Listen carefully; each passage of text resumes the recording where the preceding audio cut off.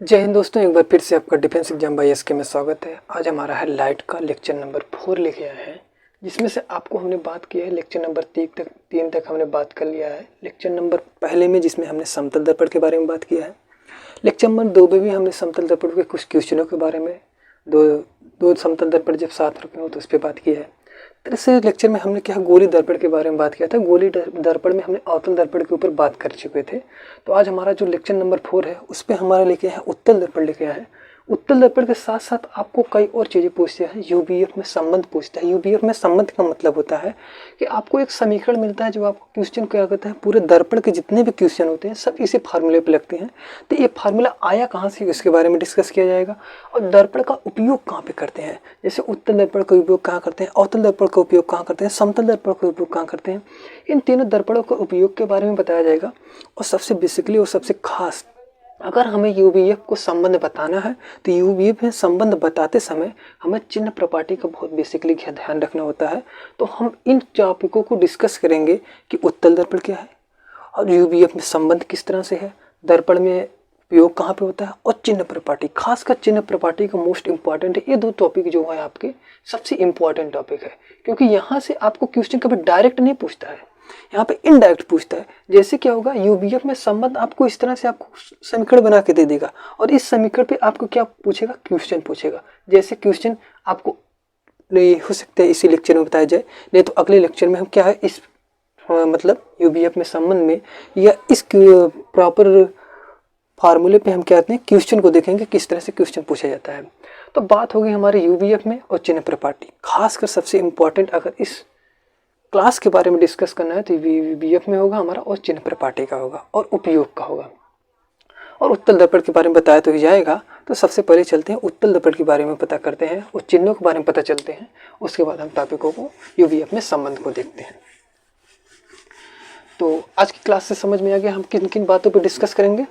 तो हाँ, यदि आप चैनल पर नए हैं तो चैनल को सब्सक्राइब कर दीजिएगा और लाइक करना ना भूलिएगा। और क्लास कैसी लगी लास्ट तक जरूर देखिएगा, बताइएगा। क्लास में अगर कोई भी आपको डाउट होगा तो आप क्लास के एंड में कमेंट करके पूछ सकते हैं कि कोई भी हमें ये नहीं सर समझ में आया या हमें ये डाउट रह गया, तो हम उसके बारे में डिस्कस करेंगे अगले क्लास में।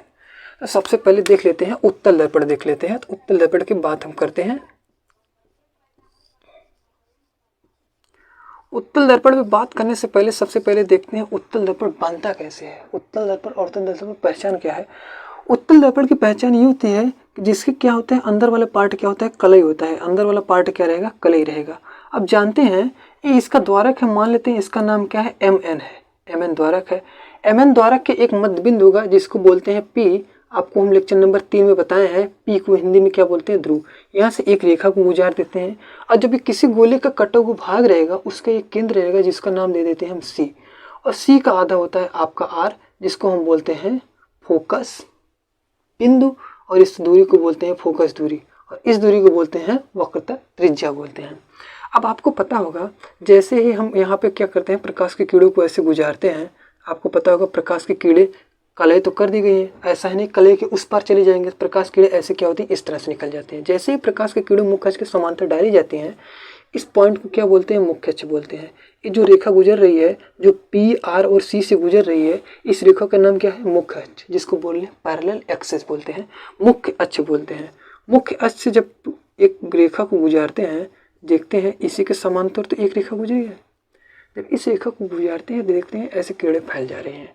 अगर हम पीछे ऐसे इसको काटते हुए दिखाई दे तो हमें देखेंगे जैसे यहाँ से निकलती हुई इस तरह से दिखाई देगी।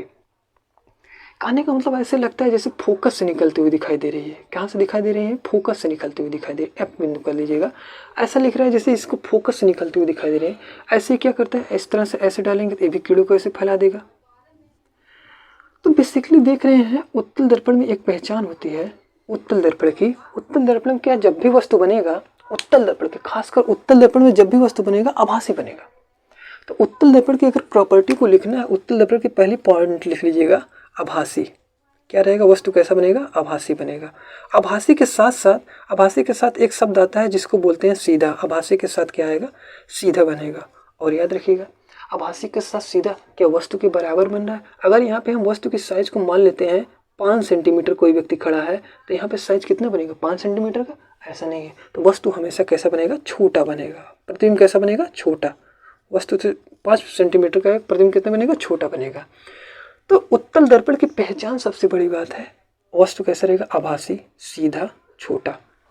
अब थोड़ा सा देख लेते हैं उत्तल दर्पण का उपयोग कहाँ पे करते हैं। उत्तल दर्पण का उपयोग सबसे ज़्यादा अगर किया जाता है तो आपको किया जाता है साइड मिरर में। साइड मिरर का मतलब गाड़ी में। फिर क्या कहा है, गाड़ी। आप देखते होंगे गाड़ी के साइड में एक ऐसे देखते होंगे जहाँ पे गाड़ी चलाते हैं, ड्राइवर के पास एक ऐसे बाहर ऐसे शीशी की तरह लगा, तो वो जो दर्पण लगा होता है वो किसका लगा होता है, उत्तल दर्पण का। उत्तल दर्पण की एक खासियत होती है, बहुत दूर की वस्तु को क्या करता है, बहुत पास लाके छोटे में दिखा देता है। यही तो है, बहुत दूर की वस्तु क्या करता है, छोटे करके एकदम पास में दिखाई दे रहा है। और उत्तल दर्पण की एक और पहचान होती है, सबसे इम्पॉर्टेंट है, बुक में लिखा नहीं गया लेकिन हिडन छिपा है। उत्तल दर्पण के कभी भी इस वाले पार्ट पे, मतलब फोकस के इस वाले पार्ट में कभी प्रतिबिंब बनता ही नहीं है, कभी नहीं बनता है। मैक्सिमम आपका फोकस पे बन सकता है और फोकस और ध्रुव के बीच में बन सकता है, कभी भी फोकस के इस साइड नहीं बन सकता, हमेशा इस साइड ही रहेगा, इस साइड नहीं हो सकता कभी। समझ में आ गया। इसीलिए कभी कभी पूछता है कि अगर हम किसी वस्तु को अनंत की जगह अगर हम क्या अनंत और ध्रुव के बीच में रख दें, क्या हमारा प्रतिबिंब फोकस से इस साइड जा सकता है, तो कभी नहीं जा सकता। आप अनंत पे रखें या अनंत और ध्रुव के बीच में रखें, याद रखिएगा हमेशा प्रतिबिंब फोकस तक ही मैक्सिमम बन सकता है। मैक्सिमम दूरी कहाँ है, फोकस पे। जैसे क्या होता है, एक लिमिटेशन होती है कि यहाँ से इससे इधर नहीं प्रतिबिंब बन सकता, इसके बीच ही बन सकता है, पी और एफ के बीच में ही बन सकता है, उसके उस साइड नहीं बन सकता है। एक खास कर याद रखिएगा उत्तल दर्पण में। तो उत्तल दर्पण की बेसिकली बात होगी। अब कुछ और पॉइंट को याद रख लीजिएगा। उत्तल दर्पण में अगर चिन्ह को याद रखना हो तो फोकस दूरी को अगर याद रखना हो तो फोकस दूरी जो एफ होती है, एफ हमेशा याद रखिएगा पॉजिटिव होता है। क्या रहेगा, पॉजिटिव होता है। जब एफ पॉजिटिव रहेगा तो आर भी इसका क्या रहेगा, पॉजिटिव रहेगा। क्या रहेगा, पॉजिटिव रहेगा। तो याद रखिएगा हमेशा आई एफ क्या रहेगा, उत्तल दर्पण के लिए एफ फोकस दूरी क्या होती है, धनात्मक होती है। उत्तल दर्पण की वक्र त्रिज्या क्या होती है, धनात्मक होती है। इंपॉर्टेंट है, इसको हमेशा याद रखिएगा। और अभी तो चिन्ह प्रॉपर्टी में आपको बताया जाएगा सब कि किस तरह से माइनस है, प्लस है क्यों, माइनस क्यों है, इन सब के बारे में डिस्कस किया जाएगा, ठीक ना। तो उत्तल दर्पण में बस इतना ही बेसिकली है। उत्तल दर्पण का बहुत खास यूज तो अगर है तो साइड मिरर के रूप में बहुत ज़्यादा उपयोग है। और भी भाई बहुत जगह होते हैं यूज, जिससे क्या होता है कभी कभी इसका नाम देखते हैं, कभी कभी चेंज कर देता है। तो नाम चेंज दूसरा नाम है, अगर आपको दूसरा नाम पता है तो आप कमेंट करके बताइएगा इसका उत्तल दर्पण का दूसरा नाम क्या हो सकता है। तो इतना हो गया। अब चलते हैं हम थोड़ा सा चिन्ह प्रॉपर्टी पे देखते हैं। चिन्ह प्रॉपर्टी के बाद हम यूबीएफ को देखेंगे किस तरह से संबंध आता है। अगर नोट करना नोट करिए, इसके बाद हम देखते हैं चिन्ह प्रॉपर्टी।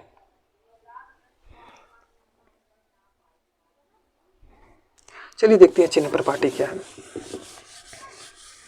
चिन्ह प्रॉपर्टी में 4-5 पॉइंटें हैं। पॉइंटों को आपको क्या करना है, बेसिकली याद रखना है और याद करने का तरीका आपको बता दीजिए। चिन्ह प्रॉपर्टी से पहले हम थोड़ा सा मैथ का आते हैं। मैथ में अगर आपने पढ़ा होगा 9 में, आपको एक बिंदु होता है निर्देशांक बिंदु। यह है निर्देशांक बिंदु। निर्देशांक बिंदु को अगर याद हो तो आप हर चीज़ को यहाँ पे बहुत इजीली वे में तैयार कर सकते हैं। देखिए इन निर्देशांक बिंदु को हम मान लेते हैं, इस रेखा को क्या बोलते हैं, मुख्य अक्ष मान लेते हैं। क्या, मुख्य अक्ष मान लेंगे। इस रेखा को क्या मान लेंगे, मुख्य अक्ष। और इस वाली रेखा को मान लेंगे कोई दर्पण रखा है, मान लेते हैं दर्पण में। अगर आपको नहीं समझ में आ रहा है दर्पण रख के ही देख लीजिए। मान लेते हैं यहाँ पे कौन सा दर्पण रखा गया है, नाम बताइएगा, अवतल दर्पण मान लेते हैं। तो अगर इसे हम रेखा को इस तरह से दिखाएंगे तो हम आपको मान लेंगे ये मुख्य अक्ष है हमारा, ये क्या है, दर्पण है। इस तरह से आप मान लेंगे। तो अब देखते हैं निर्देशांक में क्या होता है। अब देखिए कुछ पॉइंटों को फिक्स कर दिया गया है जिससे कि हमें चीज़ों को थोड़ा सा समझने में आसानी हो जाए। जैसे पहला पॉइंट है कि हम पहला पॉइंट में ये लिख लेते हैं कि अगर कोई भी प्रत्येक दूरियां जो होती हैं ध्रुव से नापी जाती है। ध्रुव को मतलब पी से नापी जाती है। कहाँ से नापी जाएंगी, पी से नापी जाएंगे। प्रत्येक दूरी कहाँ से नापी जाएगी, पी से नापी जाएंगे। अब दूसरा पॉइंट ये है कि पी से देखते हैं आपतित किरण की दिशा में। आपतित किरण की दिशा है किधर आखिर वास्तव में। आपतित किरण की दिशा का मतलब जो रेखा दर्पण की ओर चले। आपतित किरण की दिशा में नापी गई दूरियों को क्या बोलते हैं, धनात्मक बोलते हैं। कैसा रहेगा, धनात्मक। आपतित किरण की दिशा में नापी गई दूरियां धनात्मक, चाहे इस पार हो चाहे इस पार हो। आपतित किरण की दिशा में नापी गई दूरियां धनात्मक, या दर्पण की दिशा में नापी गई दूरियां धनात्मक होगी। और अगर आपतित किरण की विपरीत दिशा में नापी गई दूरियां क्या होंगी, ऋणात्मक होंगी। तो कुछ समझ में आ रहा है। मतलब पहला फिक्स है कि आपको प्रत्येक दूरी कहाँ से नापना है, बिंदु पी से। और आपतित किरण की दिशा में नापेंगे तो धनात्मक, आपतित किरण की विपरीत दिशा में नापेंगे ऋणात्मक। अगर कोई वस्तु क्या है लंबाई में है, जैसे यहाँ पे कोई वस्तु रखा है 5 सेंटीमीटर का कोई कलम रखा है, तो वस्तु की जो लंबाई है उसको दर्शाते हैं ओ हमेशा क्या रहेगा, पॉजिटिव रहेगा। अगर मुख्य अक्ष के ऊपर की तरफ है, मुख्य अक्ष मान लेते हैं यहाँ पे है, मुख्य अक्ष के ऊपर है तो क्या प्लस में है, अगर मुख्य अक्ष के नीचे है तो क्या रहेगा, माइनस में रहेगा। और अगर मान लेते हैं हमेशा तो स्थिति नीचे नहीं हो सकती, हो सकता है कभी इस साइड भी बन जाए, इस साइड भी रहेगा तो क्या रहेगा, पॉजिटिव रहेगा। क्या रहेगा, पॉजिटिव रहेगा। तो पहला पॉइंट हमेशा दूरियां पी से नापी जाती है। दूसरा पॉइंट आपतित किरण की दिशा में नापी गई दूरियां धनात्मक होती है। तीसरा पॉइंट आपतित किरण की विपरीत दिशा में नापी गई दूरियां क्या होती है, ऋणात्मक होती हैं। चौथा पॉइंट मुख्य अक्ष के ऊपर दूरी नापी जाती है, लंबाई में जो दूरी नापी जाती है वो हमेशा धनात्मक होती है, नीचे जो होती है ऋणात्मक होती है। अगर दर्पण के दिशा के विपरीत दर्पण के पीछे अगर ऊपर नापी जाती है दूरी हमेशा धनात्मक होती है। तो ये 5 पॉइंट आप नोट करके रखिएगा, चिन्ह पार्टी में सबसे उपयोगी पॉइंट है, ठीक ना। अब देखते हैं अभी लास्ट में क्या होगा, आपको ये सब रटने की जरूरत नहीं है, शॉर्टेस्ट तरीका बताया जाएगा किसका किसका धनात्मक होगा। क्योंकि आपको पता होगा अभी दूरियां नापनी है तो हम किसका किसका नापेंगे, अवतल दर्पण, उत्तल और तो समतल दर्पण का, यही तो है, अवतल उत्तल और समतल। और समतल पे क्वेश्चन कम पूछता है, बचा क्या, समतल पे क्वेश्चन कम पूछता है, या इस पे ज़्यादा बहुत ज़्यादा चिन्ह का बहुत ज़्यादा उपयोग नहीं होता है। बचा कौन, दो ही। आपको अभी चार्ट बना देंगे, चार्ट बना देंगे, सबको बता देंगे कौन सा धनात्मक को कौन सा ऋणात्मक को, सब झंझट खत्म। तो आप इतना याद रखिएगा, और याद नहीं हो रहा है अभी लास्ट में आपको याद करा दिया जाएगा। अब चलते हैं यूवीएफ में देखते हैं संबंध, उसके बाद हम आपको क्लास को आगे कंटिन्यू करते हैं, ठीक ना। हाँ, थोड़ा सा यूवीएफ देख लेते हैं। हम देखते हैं अवतल दर्पण बात करेंगे, तो अवतल दर्पण सबसे पहले बना लेते हैं। अवतल दर्पण का बेसिकली बनाने का पर्पज है अवतल दर्पण से ही बताया जाएगा, और अगर आपको कोई दिक्कत होगा तो उत्तल दर्पण से ही बता दिया जाएगा। तो सबसे पहले देखते हैं, कुछ नाम को निर्धारित करते हुए चलते हैं। मान लेते हैं आपका क्या है, अवतल दर्पण है। अवतल दर्पण का ये जो द्वारक है नाम दे देते हैं MN, द्वारक क्या है MN। इसका मिड पॉइंट जो है इसको मान लेते हैं बिंदु P मान लिए बिंदु। अब P से एक जो कटा हुआ गोले का बांट रहेगा उसको मान लेते हैं बिंदु यहाँ पे C, और एक पॉइंट यहाँ पे जो रहेगा जिसको मान लेते हैं F। इसका नाम पता होगा डिनोट किस तरह से किया जाता है। अगर इस सबको नहीं पता है तो आप जाकर लेक्चर नंबर 1 से 3 देखिएगा, उसमें सारे डिस्कस किए गए पॉइंटों को। तो आइए देखते हैं। मान लेते हैं हम एक स्थिति को मान लेते हैं, और उस स्थिति पे हम क्या करते हैं, उस संबंध को सॉल्व करना चाहते हैं। हेडिंग दे दीजिएगा UVF।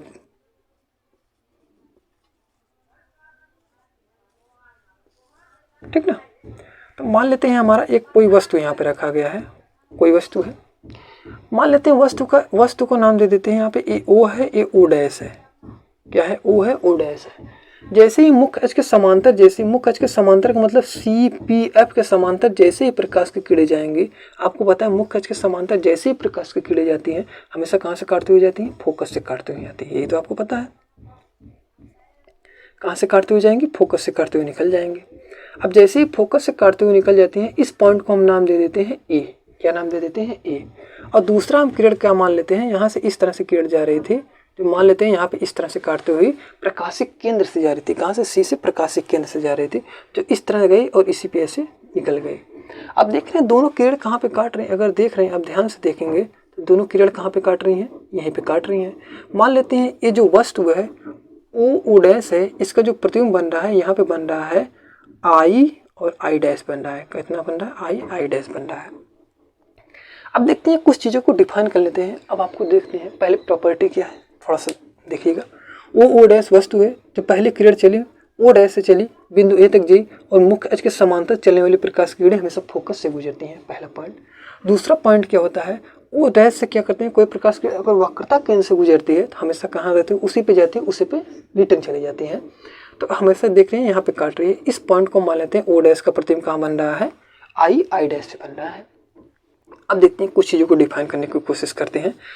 डिफाइन करने की कोशिश से करेंगे। अब देखते हैं कुछ चीज़ों को देखेंगे, कॉमन लेने की कोशिश करेंगे। जैसे क्या होगा, अगर हम देखें त्रिभुज नंबर 1 देखें और त्रिभुज इसको देखें, इसको देख रहे हैं, अगर त्रिभुज को नहीं समझ में आ रहा है आप अलग से बना लीजिएगा। इसको इस तरह से बना लेंगे और इसको बना लेंगे नीचे इस तरह से बना है, ये बना है आपका यू ए।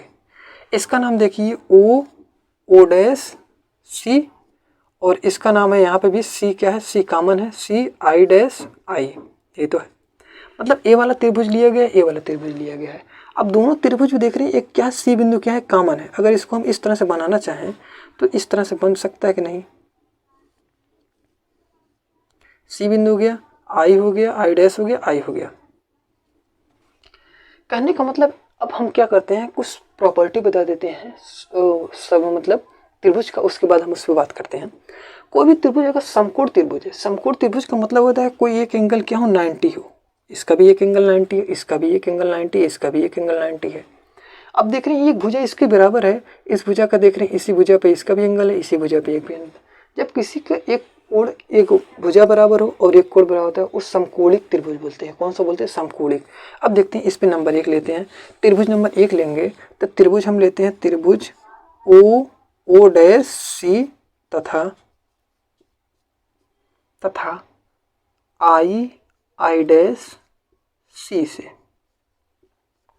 अब इसके बीच में अगर हम संबंध बनाना चाहें तो हम संबंध बना लेते हैं, किस तरह से इसको देखते हैं। नंबर 1 पॉइंट लिखते हैं, ओ डैश बराबर क्या कॉमन हो रहा है, ओ डैश बराबर, इसमें क्या होता है, इसका कॉमन हो रहा है इसके साथ आई डैश बराबर, इसको देख रहे हैं OC बराबर हो जाएगा हमारा, OC बराबर कितना हो जाएगा, CI डैश हो गया। इतना समझ में आ रहा है।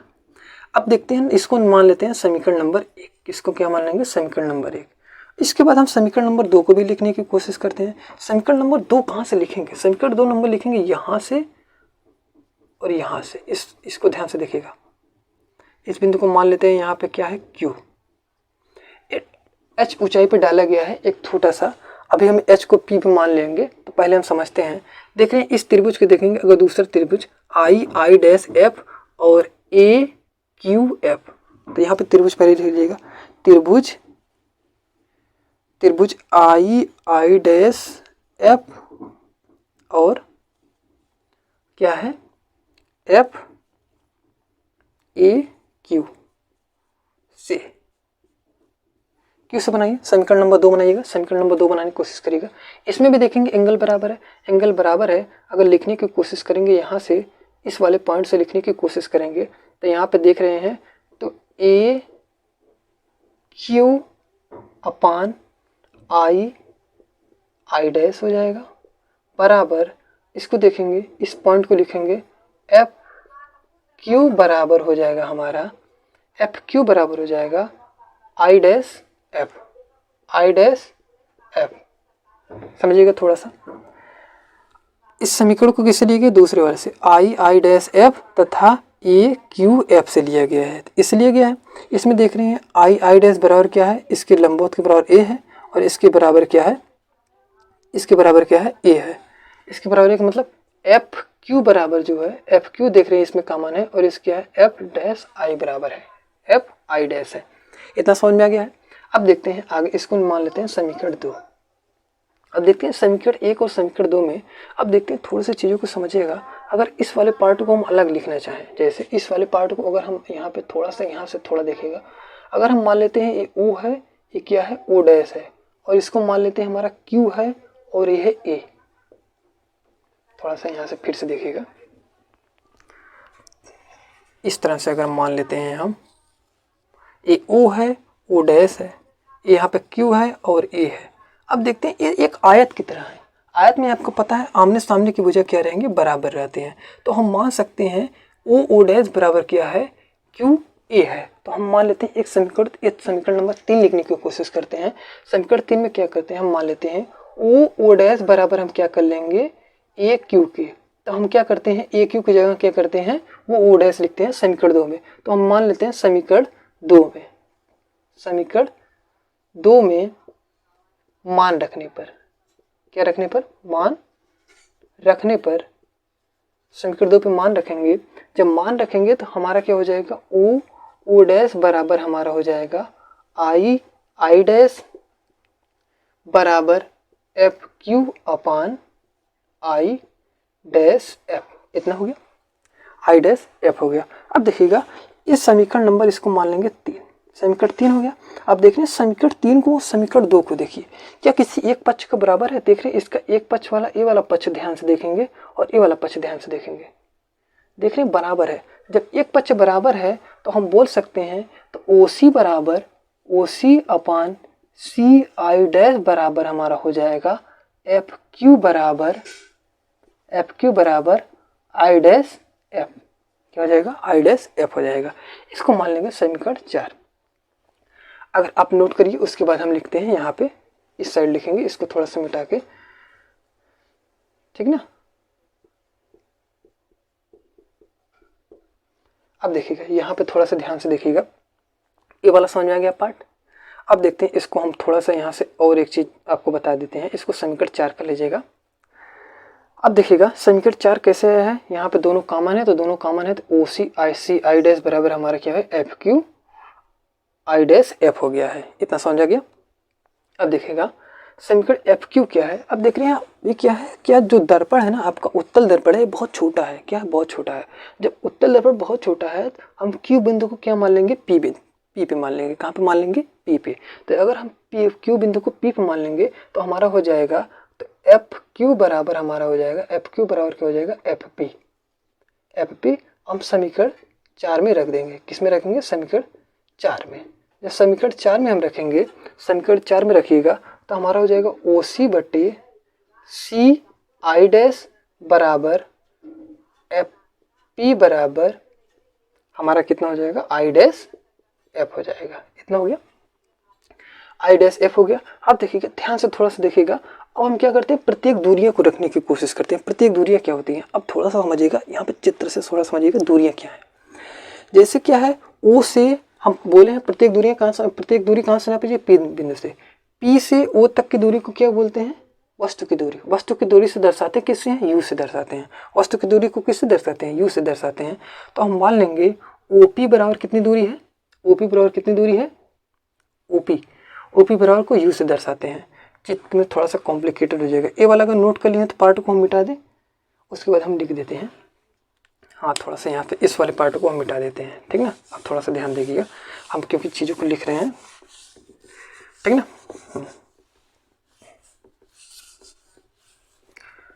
जैसे क्या होगा, OP को हम दर्शाएंगे U से। और देखिएगा थोड़ा सा एक चीज़ देखिएगा, चिन्ह प्रपाटी के हिसाब से हम आपतित किरण के विपरीत दिशा में इस साइड नाप रहे हैं। दर्पण से दूर जा रहे हैं, दर्पण की तरफ नहीं आ रहे, दर्पण से दूर जाएंगे तो हमेशा चिन्ह क्या होगा? ऋणात्मक लिया जाएगा। और देख रहे FP क्या होगा? FP क्या हो जाएगा? FP भी हो जाएगा -F। और आपको पता हो जाएगा अवतल दर्पण की फोकस दूरी हमेशा ऋणात्मक होती है, तो F हो जाएगा। अगर वस्तु को नापना है तो I डैश P बराबर हमारा कितना हो जाएगा? -C हो जाएगा और -V हो जाएगा। क्या हो जाएगा? V फॉर वैन, V हो जाएगा। अब हम प्रत्येक दूरियों को रखने की कोशिश करते हैं। देखिए OC है, यह है O और C। अगर हम OC को डायरेक्ट नहीं मिल रहा है तो हम क्या करेंगे, इस OP में से अगर CP को घटा दें, OP में से अगर CP को घटा दें तो हमारा क्या दूरी नहीं मिल जाएगी? OP में से अगर हम क्या करते हैं, OP में से CP को घटा दें तो हमारा OC निकल जाएगा। जैसे हम क्या बोलते हैं, किसी रेखा की लंबाई क्या है? 10 सेंटीमीटर। कितनी है? 10 सेंटीमीटर। अगर हम देखते हैं यहाँ पे अगर 2 सेंटीमीटर बोलते हैं, अगर 10 में से 2 घटाएंगे हमारा 8 सेंटीमीटर है। इसी तरह से अगर हम टोटल में से इतने को घटा दें, CP को घटा दें, हमारा उतना हो जाएगा। तो हम OC की जगह क्या लिख सकते हैं? OC की जगह लिख सकते हैं OP माइनस कितना रखेंगे? CP। OP माइनस CP बटे, अब C डैश I डैश की जगह क्या लिखते हैं? तो यहाँ पे लिख लीजिएगा, यहाँ पे अगर लिखना चाहें तो OC बराबर हम लिख लीजिएंगे OP माइनस CP। ध्यान से लिखिएगा। अब देखते हैं CI डैश जगह क्या लिख सकते हैं? CI डैश की जगह क्या लिख सकते हैं? CI डैश निकालना है, क्योंकि दूरी डायरेक्ट निकाल नहीं सकते, बिंदु को यहाँ पे ध्यान रखना है, यहाँ से दूरी को नापना है। तो हम क्या करते हैं, CP को ले लेते हैं। क्या लेते हैं? CP माइनस हम क्या कर लेते हैं? I डैश P कर लेते हैं। CP I डैश P कर लेते हैं। तो हम यहाँ पे रख देते हैं CP minus I dash P, नहीं तो कर लेते हैं CP minus I dash P। हाँ, और यहाँ पे लिख लीजिएगा CP बराबर, यहाँ पे लिख लीजिएगा -R, क्योंकि वक्रता त्रिज्या CP क्या है? मतलब वक्रता त्रिज्या है। अब देखिएगा आगे थोड़ा सा ध्यान दीजिएगा, बराबर है FP तो सीधे FP का मतलब है FP, देख रहे हैं FP माइनस F है। तो अगर लिखना चाहे तो FP का मतलब अब FP लिख लें, FP बटे I डैश F को अगर हम लिखना चाहें आई डैश एफ को अगर हम लिखना चाहें, आई डैश एफ को लिख सकते हैं I dash P minus F P, ये तो हो जाएगा I dash P minus F P, I dash P minus F P हो जाएगा, सही हो जाएगा। हाँ, इन पॉइंटों को थोड़ा सा ध्यान से रखिएगा, I dash P minus F P, इतना हो गया। अब क्या करते हैं, इस पॉइंट को अगर नोट हो गया हो तो हम वहाँ पे थोड़ा सा सॉल्व करने की कोशिश करते हैं, और हम क्या करते हैं प्रत्येक जगह का मान रखने की कोशिश करते हैं। ऊपर देखिएगा सी पी बराबर कितना है, ओ पी का मान कितना है, ओ पी का मान कितना है, ओ पी का मान है माइनस यू रख लेते हैं, माइनस पहले से लगा है, माइनस यहाँ पे लगा देते हैं, कोष्टक के अंदर कर देते हैं। सी पी का मान कितना है, सी पी का मान माइनस आर है तो माइनस आर लिख लेते हैं, बट्टे क्या है, ओपी का मान सी पी का मान कितना है, सी पी क्या माइनस आर है, माइनस आर कर लेते हैं, बट्टे माइनस पहले से माइनस लगा लेते हैं यहाँ पे, और बट्टे कितना लिख लेते हैं, बट्टे हम कर लेते हैं यहाँ पे आपका आई डैश पी का मतलब है माइनस यू, इसको कोष्टक में कर लेते हैं, बराबर एफ पी का मतलब है माइनस एफ बट्टे आई डैश पी का मतलब कितना है, आई डैश पी का मतलब है माइनस वी, कोष्टक में माइनस वाले है यहाँ पे, और इसके कितना मतलब है, एफ पी का मतलब कितना है माइनस एफ। अब थोड़ा सा क्या करते हैं, सॉल्व करते हैं, सॉल्व करने के बाद देखते हैं कितना आता है, उसके बाद करते हैं। अगर इसको सॉल्व करेंगे, थोड़ा सा ध्यान से देखिएगा, सॉल्व करेंगे तो माइनस यू प्लस आर बटे minus r plus u v बराबर माइनस एफ बटे माइनस वी प्लस एफ, इतना हो जाएगा। अब क्या करते हैं, इसका हम तिर्यक गुणा कर लेते हैं, गुणा कर लेते हैं। तिर्यक गुणा करने के बाद क्या करते हैं, हम मान रख लेते हैं। और थोड़ा सा एक चीज़ देखिएगा, हम क्या करते हैं, थोड़ा सा एक चीज़ का यूज कर लेते हैं जिससे कि हमें आर का मान क्या हो जाएगा, यहाँ पे खत्म हो जाएगा। यूज क्या करते हैं, एक फार्मूला होता है आपका, एफ बराबर क्या होता है, आर बाई टू होता है। अब देख रहे हैं कि अगर देखेंगे एफ क्या हो जाएगा, अगर ऋणात्मक होगा तो यहाँ पर देख रहे हैं, तो अगर हम एफ आर की जगह मान लिखना चाहें तो आर बराबर हमारा क्या हो जाएगा, 2f हो जाएगा, ये तो हो जाएगा। तो हम जहाँ पे आर है वहाँ पे क्या कर लेते हैं, 2f कर लेते हैं। 2f करते ही हमारा क्या हो जाएगा, इजी हो जाएगा, जिससे कि हमें सॉल्व करने में आसानी हो जाएगी। तो हम क्या कर लेते हैं, वहाँ पे आर की जगह क्या कर लेते हैं, 2f मान लेते हैं। तो यहाँ आर है तो यहाँ पे हम कर लेते हैं 2f, यहाँ पे आर है तो यहाँ पे हम कर लेते हैं 2f कर लेते हैं। अब जैसे ही इसको सॉल्व करेंगे, आपका संबंध में ये फार्मूला आ जाएगा, 1/f बराबर हो जाएगा 1/v प्लस 1/u, यही आएगा। अब इसके आगे आप करिएगा, और अगर कोई भी दिक्कत होगा, कॉम्प्लिकेटेड, इससे ज़्यादा कुछ नहीं होगा, आप करेंगे, सॉल्व करेंगे, सब कुछ आएगा। बस क्या करना होगा, एक दिक्कत होगा, आप क्या करेंगे, लास्ट में u v f से क्या कर देंगे, दोनों समीकरण में क्या होगा, भाग दे दीजिएगा, क्या देंगे, भाग।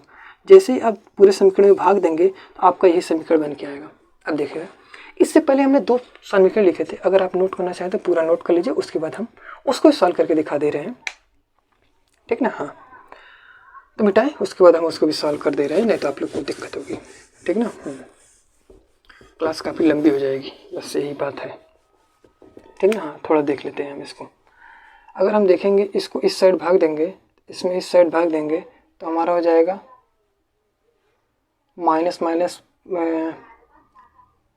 माइनस यू प्लस 2f, एक कोष्टक में कर लीजिए, माइनस वी प्लस एफ, एक कोष्टक में कर लीजिएगा, बराबर, इसको करेंगे अगर तो minus 2f square minus f v हो जाएगा। डायरेक्ट उसको कर दिया गया है। अब देखिएगा, इसको करेंगे, अगर इसका गुणा करेंगे, इसमें करेंगे, गुणा करेंगे तो हमारा हो जाएगा माइनस माइनस प्लस हो जाएगा, यू वी हो जाएगा। अगर इसका गुणा करेंगे, फिर इसका गुणा करेंगे, इसमें करेंगे तो हो जाएगा माइनस यू एफ हो जाएगा। अब इसका गुणा फिर इसके साथ करेंगे तो हमारा हो जाएगा माइनस 2f वी हो जाएगा, और इसके साथ गुणा करेंगे, इसके साथ करेंगे तो हमारा हो जाएगा प्लस 2f स्क्वायर हो जाएगा, बराबर हो जाएगा 2f square plus minus f b हो जाएगा, इतना हो जाएगा। अब देख रहे हैं ये माइनस में है, ठीक ना, माइनस में है। अब देखिए कुछ कट रहा है कि नहीं, कुछ कटे तो काटी, ठीक ना, कुछ कट रहा है। ए एफ है, प्लस मत मानिएगा, ठीक ना, ए एफ है। तो आप सॉल्व करेंगे, कितना आ रहा है, सॉल्व करिए आप लोग, देखिए कितना आ रहा है आंसर।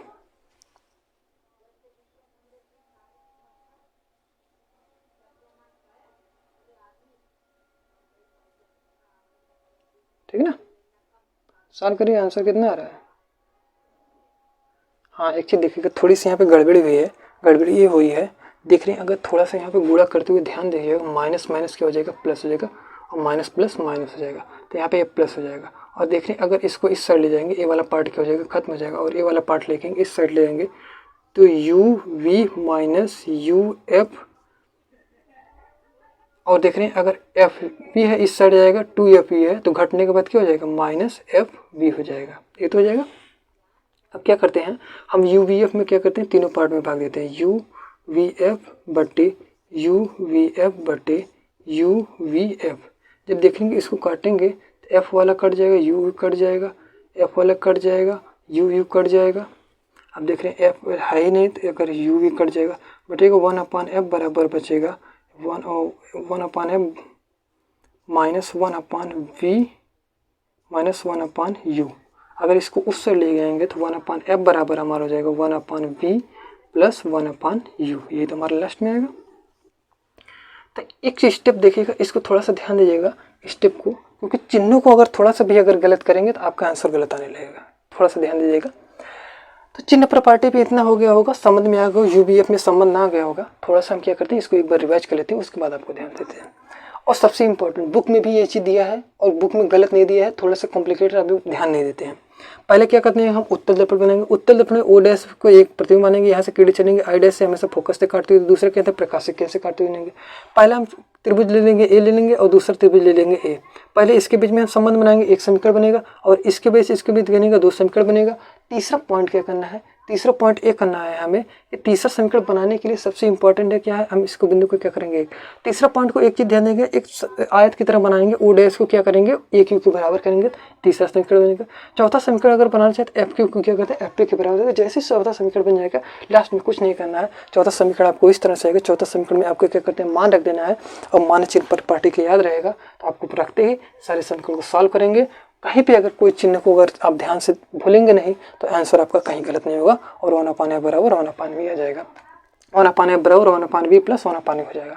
थोड़ा सा ध्यान दीजिएगा, कभी कभी क्या होता है, चिन्ह यहाँ पे माइनस वाला एक होता है, 1/f बराबर होता है 1/v माइनस 1/v होता है। याद रखिएगा, जब ए वाला फार्मूला होता है, ए होता है लेंस के लिए, किसके लिए होता है, लेंस के लिए होता है, और ए वाला जो फार्मूला होता है, ये होता है किसके लिए, दर्पण के लिए होता है। दर्पण में क्या होता है, हमेशा प्लस में होता है, और लेंस में क्या होता है, यहाँ पे माइनस में होता है, ये इसकी पहचान है, ठीक ना। लेंस वाला चैप्टर आने ही वाला है, जब लेंस आएगा तो आपको उसके बारे में अंतर बता दिया जाएगा। तो आज की क्लास के लिए तो इतना ही हो पाया है, तो क्लास लंबी हो जा रही है, तो आज की क्लास के लिए इतना रखते हैं। अगर कहीं भी कोई दिक्कत हो आपको तो आप कमेंट करके पूछ सकते हैं। तो आज की क्लास के लिए इतना ही, क्लास कैसे लगी कमेंट करके जरूर बताइएगा। जय हिंद।